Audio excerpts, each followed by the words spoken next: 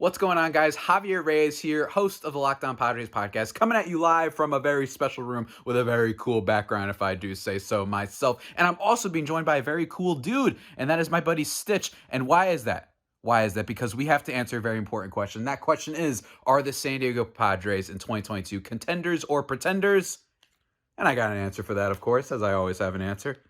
They are contenders. Yes, I know that they collapsed historically this past season, all right? It was awful. It was terrible. Fernando Tatis Jr. is out for 3 months, but they have a great rotation. They just made the acquisition of Sean Manaea for very little, in my opinion, in that trade, and he's expected to be the 4 or 5 starter. That leaves people like Blake Snell and Yu Darvish. If they can bounce back, would it surprise you? Absolutely not. They got Joe Musgrove, and if they could get Mike Clevenger back off the expected IL stint pretty quickly, he's viable to be a contributor as well. And you have some interesting back-end upside pieces in the starting rotation with people like Chris Paddock, people like Ryan Weathers, and new acquisition Nick Martinez. Maybe they knew something about him. That's why they signed him over. And top pitching prospect Mackenzie Gore. I know the offense is going to be a little bit rough, but Manny Machado is a king, and he's going to be awesome for that offense. Trent Grisham can have a bounce-back season for sure. And Ha-Seong Kim, an elite defender. If he can just be an average offensive player, that might be low-key an X factor for this Padres team. So yes, Tatis is hurt.